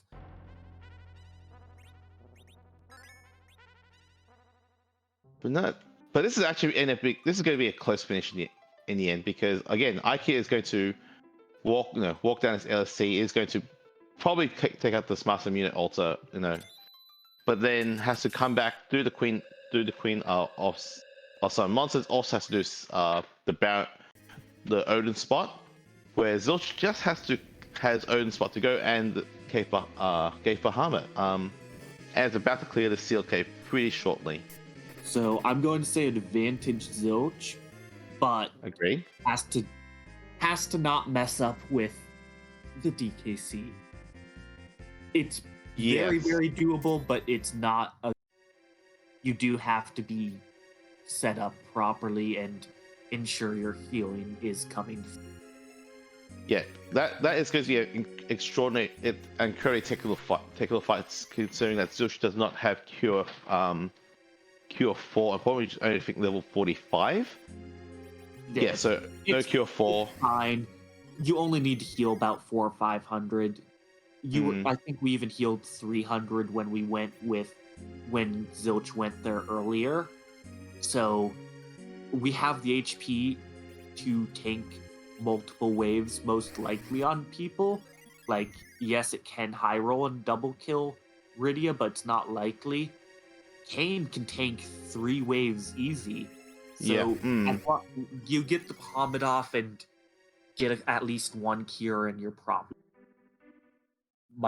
2 cures should guarantee. Yeah, totally agreed.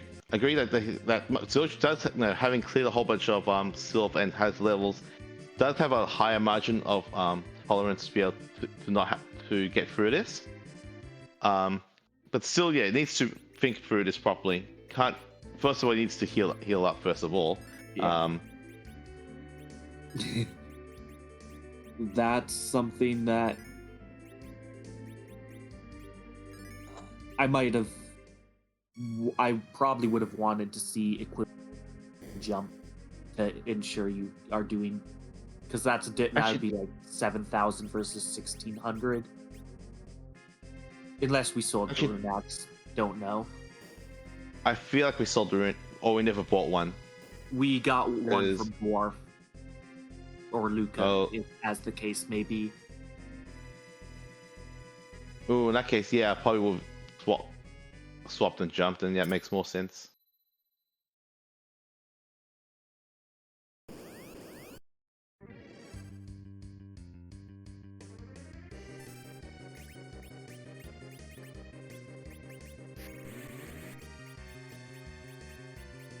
There's the life staff. Yeah. Looks like if we were gonna go in with the Elven Bow, we could have.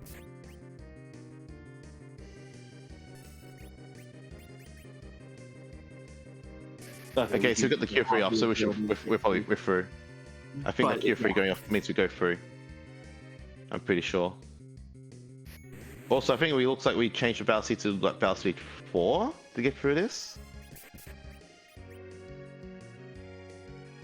There we have a Bahamut, so even if we had died before this Gear 3, then Kayn can finish and Porum will easily power. We're through either way, but the Bahamut speed. And I don't know whether the characters were important in buffering. Although I think it's kind of like that. I think Zilch might have been better off with Edward stayed dead, but you know, minor detail.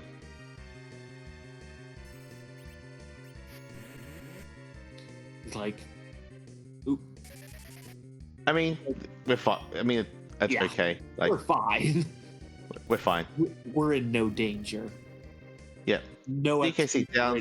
But technically, that is faster. Yeah. Objective 5 for Zilch. Nothing of value. Objective 4 for Eykir. Gets some levels. Gets Cure 4. And gets... There's an Artemis bow for Eykir. But I think we might be past the point of shooting things.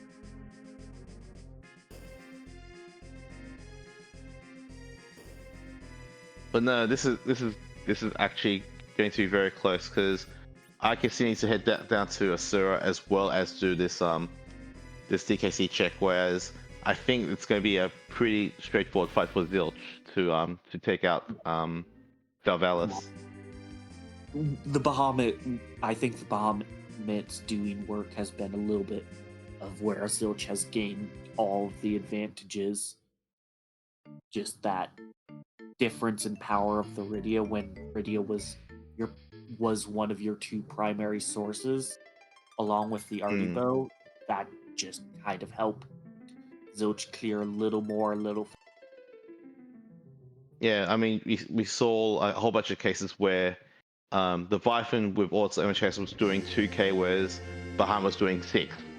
You know, for not much more MP. So really sick, and it just goes to show how I think Eykir's gamble of not being more aggressive checking item shops has kind of not paid off in this case. Well, I assume it's yeah. like we're going queen first. Oh, Eykir doesn't Wait, want to do the KC. oh, Eykir thinks that this is not doable. Oh, this is it. Huh.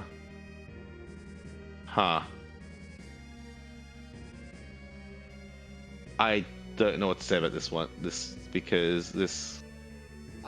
Did Eykir reset, or did Eykir see one wave before the reset? I can't remember.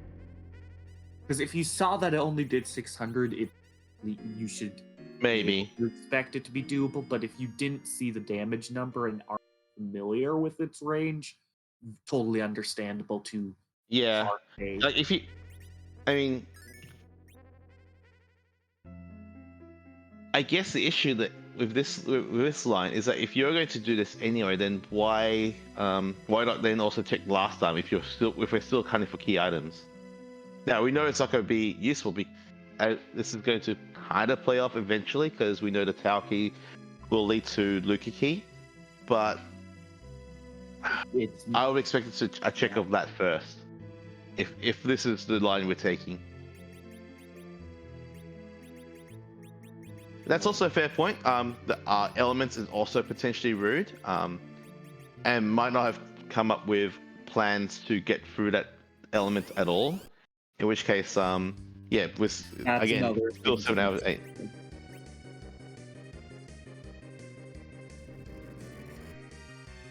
But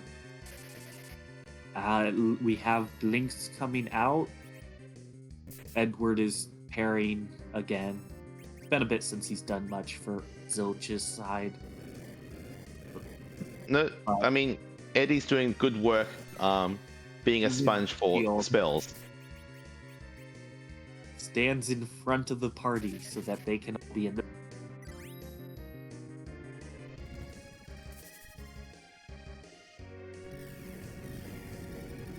Eddie, I got this, guys. Yeah, he totally does. Still standing. Yep. As long as Edward's standing, Zilch will get through this fight. I mean, if Edward goes down, I still think he's through this fight, but that's neither here nor there.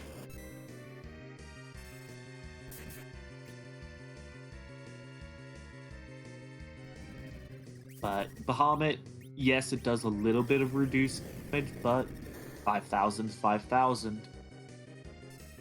Nothing to sneeze at when this is literally your last objective. And we'll see if Eykir ends up going force and doing the gauntlet. That would overall be rough because there was nothing from gauntlet, but yep, it looks, unless there was one more crap chest. But no, I don't think they'll. I think there's one more left on Eykir's side, but I must say I have not been counting. Okay.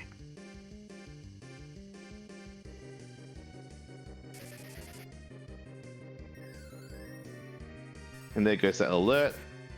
Again, not going to find anything of value except for a bandana, which again, admittedly, does some work for our Cecil being, adding more multipliers and whatnot. But unfortunately, it's not going to help win this race, as Zilch has just completed our 6th objective. It is going to be done in about a couple of seconds, and also gets an Avenger just to mock him. But yep, GG's to Zilch as he takes the seed, and yeah, we are now joined by Zilch. GG's to you, sir. Thank you. So, how about that Sylph Cave? Apparently there was a lot of stuff in there. I don't even remember because I did it in 2 trips, but was it Darkness, Legend Sword? Package as well. Was Twin Harp? Package. Package? Yeah, I never Yeah. checked. Is that the Cecil or was he somewhere else? There was a Cecil Lunar Dias. Moon? Okay. Yeah. I mean, I never even picked up the Tele, so whatever. Yeah, so I mean, talk me through the early game, because it's kind of an interesting thing to see. That for start Eddie with a dancing dagger, also and white mage start. You see Teller on Hobbs. You see Rydia in Baron in. What goes for your process of your route in this case? I mean, I didn't check Baron until after I was underground, so I didn't know there was Iridia there. If I did, I might prioritize that. But seeing the Tela, I was debating if sitting through Golbez was worth the time save from exit until Porum learned it. I guess I chose no, but it probably would have been faster if I could get like Assassin Dagger and Eddie, just hide him. And then I could guarantee the Star Veil. But I don't know. I figured I would just check all the shops to get some good.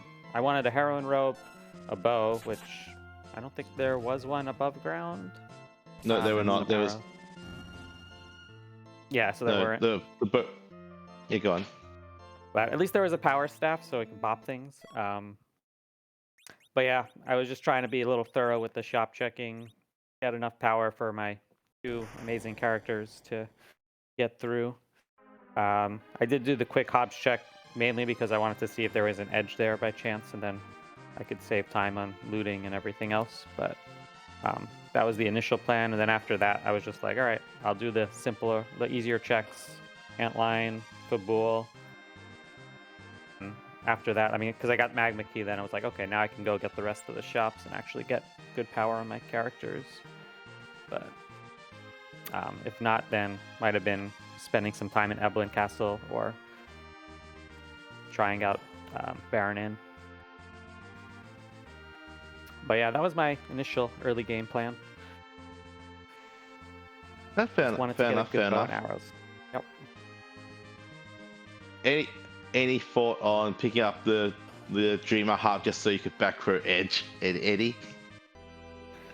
I maybe if there was like no, I guess not. No. I was gonna say maybe if there was like a spoon, but then I could just back row him with the bow and arrow that I had. Oh, this would be after. You didn't have a bow and arrow.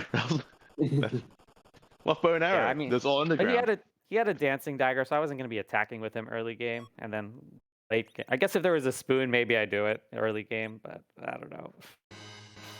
Yeah, it would have been a rough pickup to say the least. It's such an uncommon situation to never not get a single bow in the entirety of the overworlds. Yeah, I think Completely my fair last not to seed, think about that. there was, I think, an archer bow first. No, I don't know if there was a bow for sale, but one of the characters started with a bow, so it wasn't any. It was a little better because you actually had access to a bow and you can use whatever arrows you found. But yeah, this one was like, no bow at all. Good luck. I was like, all right, thanks for the power staff, I guess.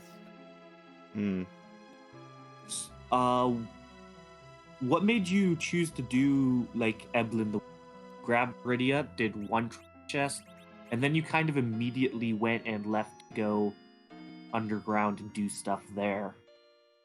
I wanted to just save the hourglasses in case I got like an early darkness and could go to the moon and do like the hair dryers.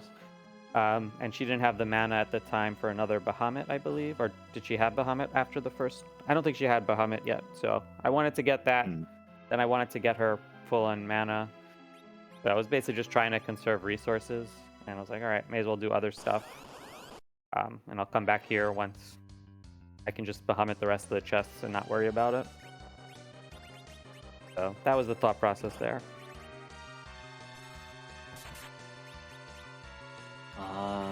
Do you have any other thoughts about the seed or / the move to Moonveil Mixer in general?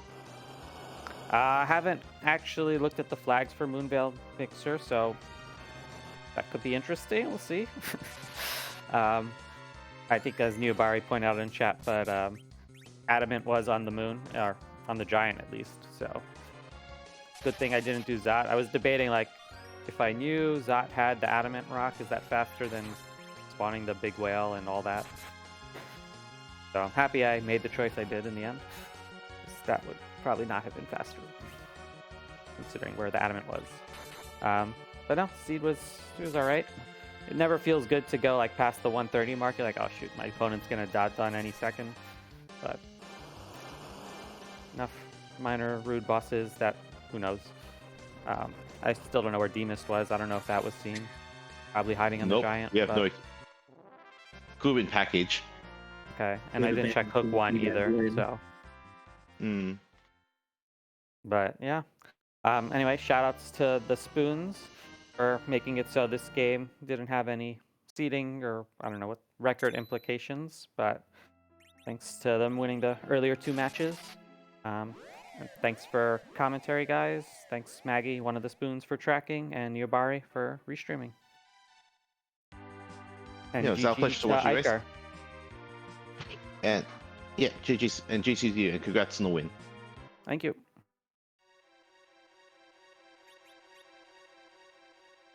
And after getting the Luca key, Eykir chose to stay underground. Quick went and bopped the elements and will be finishing Luca Cave. So guess we're trapped there forever. I mean, it's probably because Kane just betrayed us in the end. Took whatever was here. Oh, it's always nothing that was anything here to begin with. But hey, probably close the door and lock it behind us. Yeah. Crystal's Avenger Cessa will definitely make clean work of that antlion, and we should be seeing the finish within very soon. Yeah. And it's not going to be too much. We have moon levels. We have a Cecil with a crystal sword. No, it's this antlion is going to disappear pretty quickly.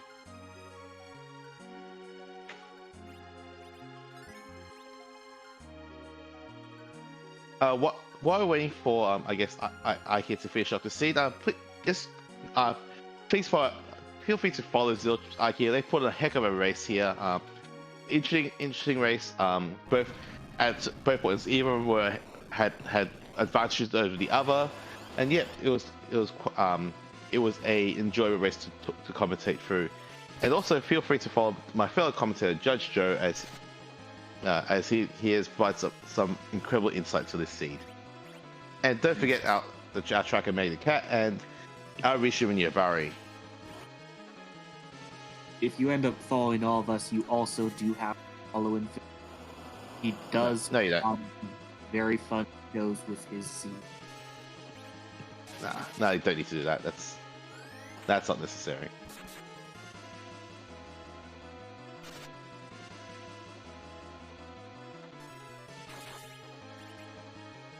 But seeing this Crystal Sword sets to do 5k, Kane helping with 2k swing. I imagine this Leviathan's going to do another 5. Oh, never mind. Antlion is down. And we see Eykir managing his 6th objective.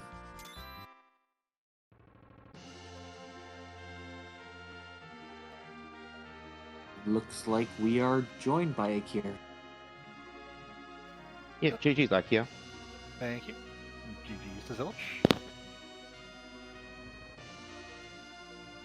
So I guess the question I have initially is about shopping. Because you look like you intentionally skipped a whole bunch of shops. Talk us through what goes into your thinking of when you do shop checks.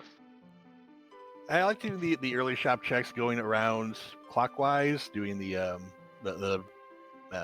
Mist Village into Kaipo, and then over into just going around checking the character. And I think we found the heroine robe somewhere, and then Silvera, yeah, that was on my route clockwise. So I'm like, cool, I can get my Porum online. I just need a weapon, and right now I have a staff. I picked up a life staff, and it was good for the first part, but I wanted something like a bow and arrow, and I could not find any arrows, and I couldn't find any bows, which was crazy part shopping. I think I hit all the overworld shops early. I don't do them as early as other people. Like I just do them as I go around, because if I can get something that I can take off the first few bosses, like heroin, life staff, and then ever with the dagger, dancing dagger, I feel like doing that instead, working up to the characters I know are coming. Like that's why I peaked the Rydia that was in Baron Inn, so I can shop for her too.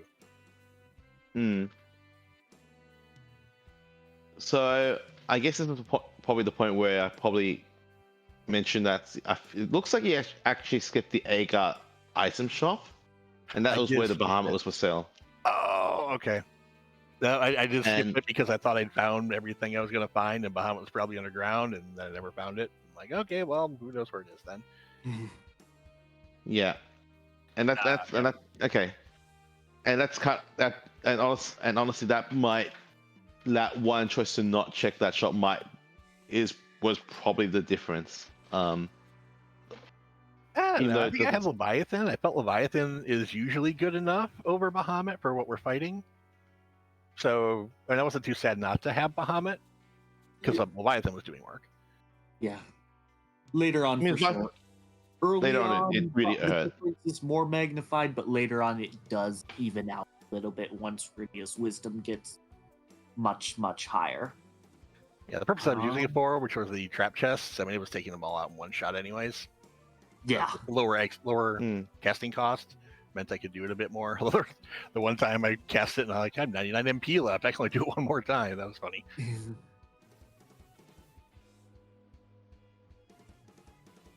What was your thoughts on like where and the other important key items ended up being?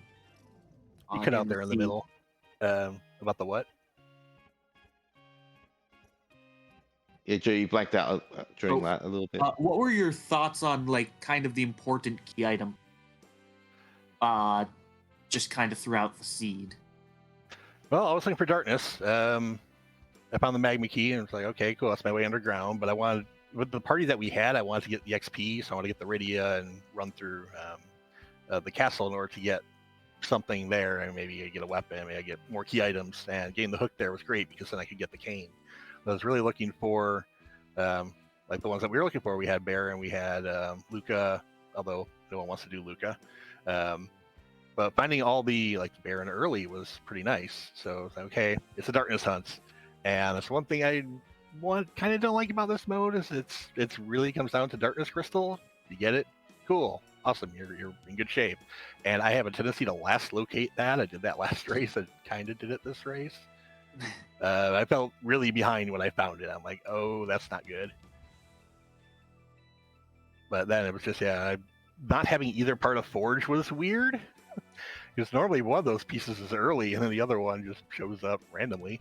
But yeah, I wasn't looking for that. At the end, I was just looking for, okay, I think I might have the resource to take out DKC, but Luca would make this a lot easier. And then, of course, we found Luca behind Tower Key. Oh yeah, for what's worth, you probably did have the resource to take out DKC because the waves only do about 400 to 600, and especially if you have a Cecil with a crystal sword swinging, you're probably getting through that pretty quickly. Yeah, I think my first peek at him, he hit me for like 600 to 700. I'm like, ouch. Later. So I kind of had in my mind that's like 650 per wave, and yeah. I guess another follow-up question I have based on key items though is that you get the Baron key from the rat tail turn-in that you got from Ordeals.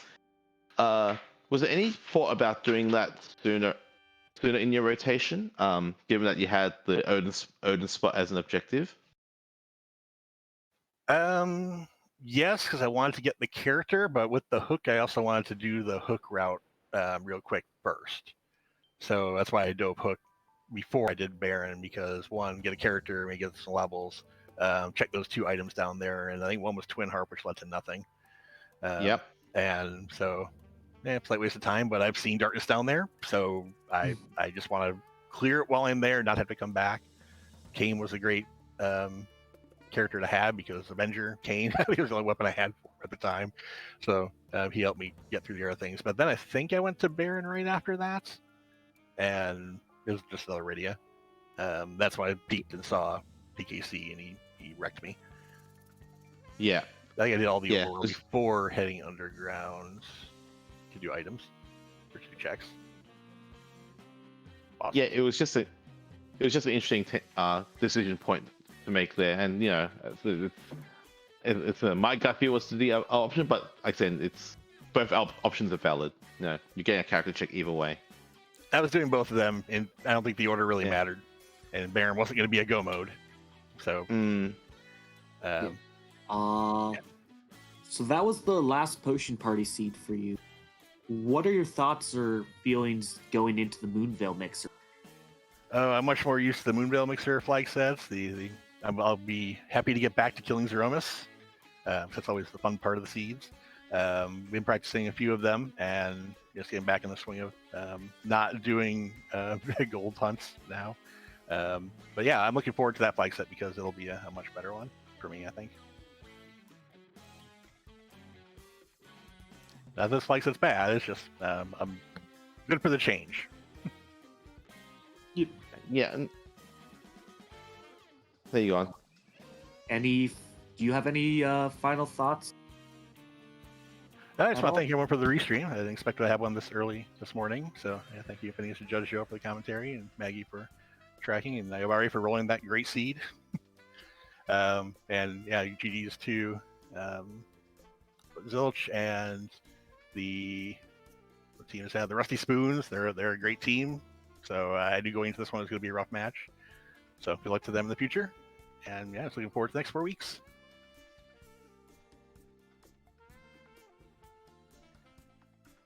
Yeah. GG's once again, and commiserations, but congrats on finishing the seat. Thank you.